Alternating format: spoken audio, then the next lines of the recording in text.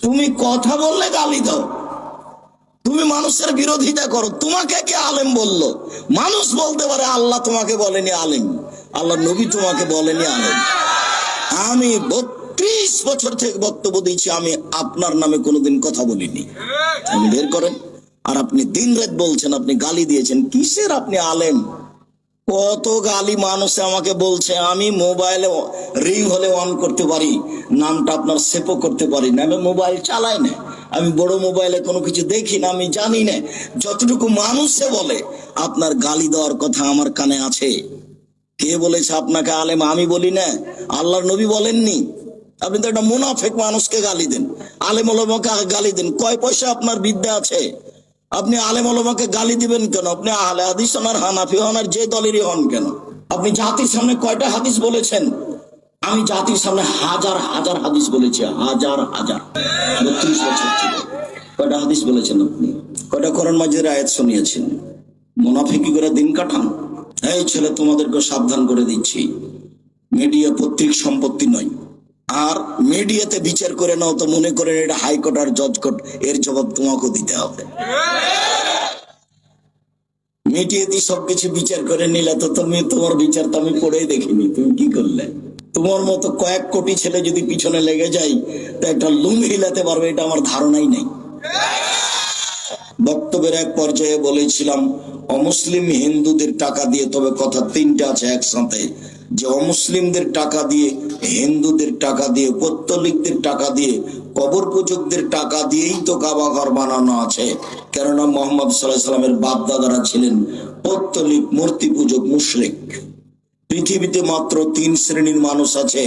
এক শ্রেণীর নাম হলো মুসলমান, যারা আমরা। এক শ্রেণীর নাম হলো আহলি কিতাব, যারা ইহুদি, যারা খ্রিস্টান, কেতাবধারী। আর এক শ্রেণীর নাম হলো মুশরিক, যারা পত্তলিক, যারা মূর্তি পূজা করে। তো মূর্তি পূজকদের টাকা দিয়ে কাবা ঘর বানানো ছিল, এই কথা বলা হয়েছে। এই কথার অর্থ কি? ভারতের হিন্দুদের টাকা দিয়ে কাবা ঘর তৈরি করা হয়েছে। তার 1 নম্বর বোকামির পরিচয় দিয়েছে যারা এই ফেসবুক নেট ব্যবহার করে, যারা এইসব ছেলেগুলো। এদের কেউ আছে জামিয়া সালাফের পক্ষে, কেউ আছে বিপক্ষে। সে যেই হোক, মনে করে এইটা দিয়ে সমাজে একটা কিছু ঠেকিয়ে দিব বা অপমান করে দেব। বেটা, তুমিও বুঝো না, তোমার সাথে যত লোক আলেম ওলামা সাথ দিয়েছে তারা হয় স্বার্থপর, না হয় তারা মূর্খ, না হয় তারা হিংসামূলক। এটা বলছে, তাকে বলতেই হবে। সে কি জানে যে আমি আব্দুর রাজ্জাক বিন ইউসুফ ভারতের হিন্দুর টাকা দিয়ে কাবা ঘর তৈরি করা ছিল এটা বলেছি? তাহলে সে এই কথায় হাদাই কি করে? এই কথার গায়ে হাত লাগাই কি করে? তোমাকেও বলছে এই ছেলে মিডিয়া, তোমাকে বলছি, তোমার হুজুরকে বলছি। 1 বছর নয়, 2 যুগ চ্যালেঞ্জ করলাম, 2 যুগ, 24 বছর। যতদিন বেঁচে আছি ততদিন চ্যালেঞ্জ করলাম।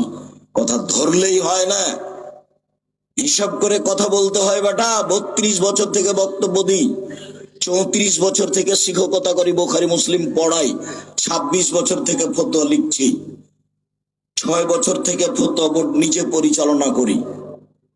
তুমি নিজেকে যা মনে করেছো, তোমার ওস্তাজি নিজেকে যা মনে করেছো আমি আব্দুর রাজ্জাক বিন ইউসুফ, তা নয়, ভুল বুঝেছ। এরাও পত্তলিক মূর্তি পূজক, ওরাও পত্তলিক মূর্তি পূজক। এদের টাকা রাসূল সাল্লাল্লাহু আলাইহি ওয়াসাল্লাম গ্রহণ করেছেন, এদের উপঢৌকন দিয়েছেন, এদের উপঢৌকন নিয়েছেন। হিন্দু হলেই টাকা অবৈধ হয় এ কথা ঠিক নয়। মৌলানা আব্দুল্লাহ কাফি আল কোরাইশির ফতোয়া মাসাইল বই লেখা আছে, হিন্দুদের জমিতে মসজিদ করা যায়।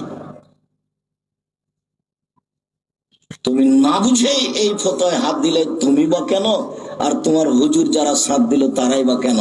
তারা এভাবে বলতে পারতো, হ্যাঁ ঠিক হয়েছে ফতোয়া, হয়তোবা হিন্দু কথাটা বলাতে কেউ ভুল বুঝেছে, তবে তার ভুল বোঝাটাই ভুল হয়েছে বলে সে কথাটা স্পষ্ট করত। সে কি করে এটাকে আবার খাটো করার জন্য চেষ্টা চালাই? বেটা, তুমি কয়টা ফতোয়া লিখেছো জীবনে?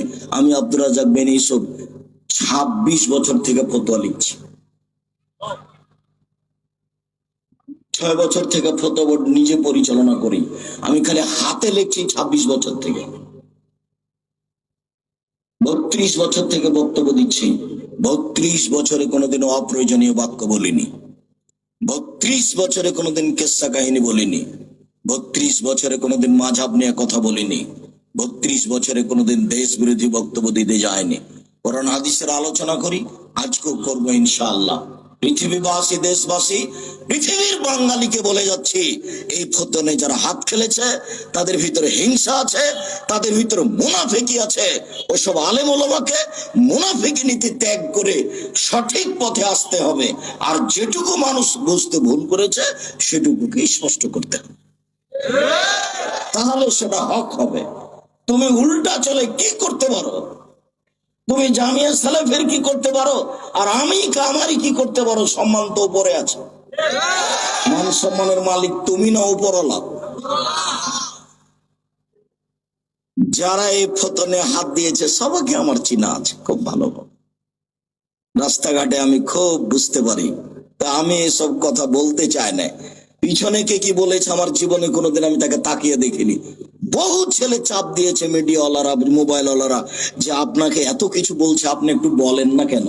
তা আমি তার তো নামই নেওয়া ভালোবাসি না, আমি তো বলবো কি করে? তাই তো নিরুপায় হোক। বহু কথার পরিপ্রেক্ষিতে বলেছিলাম, তোমাকে তো মানুষই মনে করি না। তুমি কি মনে করছো এটা সাধারণ সহজে বলে দিয়েছি? তার যে কত অত্যাচার, তার যে কত জুলুম, এখন আমাকে ওর সাথে বাহাস করতে হবে, ওর সাথেই কথা বলতে হবে। তো আমি তোমাকে মানুষই মনে করি না, তো বলবো কি?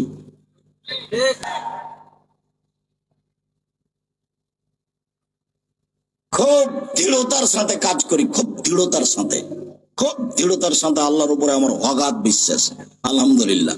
তোমার বাড়ির পাশে যেটা জামিয়া সালাফিয়া রূপগঞ্জ নারায়ণগঞ্জ ঢাকা, এটা 51 বিঘা জমির উপরে। কত বিঘা জমির উপরে? 51 বিঘা।